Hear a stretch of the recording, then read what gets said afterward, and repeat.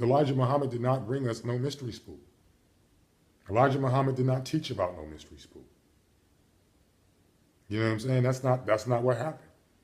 And he taught about a God of science that could be understood by way of science and that operated by means of science. Even the antiquated Moorish or Mormon Muslims spoke of this God, of a impersonal. Read the Quran. That God is impersonal. That God is metaphysical, and that God is amoral, because they're responsible for both good and bad, and they're asexual in relationship. You know what I'm saying? There are certain aspects and functions that you can say are agendered. You know what I'm saying? And then again, also the fulfillment of of the metaphorical God. That God really is, either way you want to look at it, metaphorical. Is when you start looking at this God as a realistic God, you have a problem.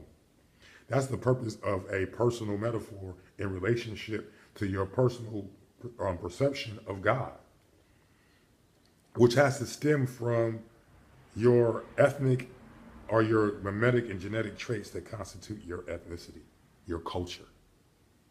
That's the principles in which your values, your motivations, values, and goals are set upon. I, self, Lord, and Master. It's an intrinsic aspect of nature that extends down to the particle level. It is the only religion that is not man-made. It is the only religion and I'm not talking about that Saudi Arabian shit. It's a misinterpretation. I'm talking about the Islam that was brought to us by Elijah Muhammad via the master Wallace Farhad Muhammad. Is the only non-made religion, and it fulfills the metaphor that this is an intrinsic aspect of nature that has manifested itself in what is human agency. And it only applies to human agency. It doesn't apply to any agency outside of human agency.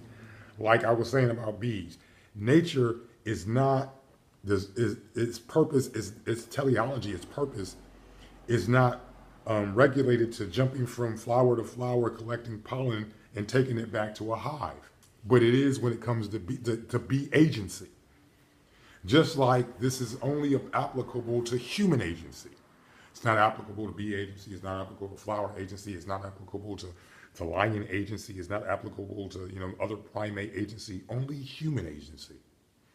Like if Neanderthal lenses had lived longer or existed on the side, they would have an entire different agency controlling controlling their actions, and an entire different way in which they recognize that agency and interacted with that agency based upon their physiology, the genetic and genetic traits that constitute their species. So this is what I'm talking about. I ain't talking about no motherfucking mystery spook religion. You ain't gonna hear no mystery spook shit here.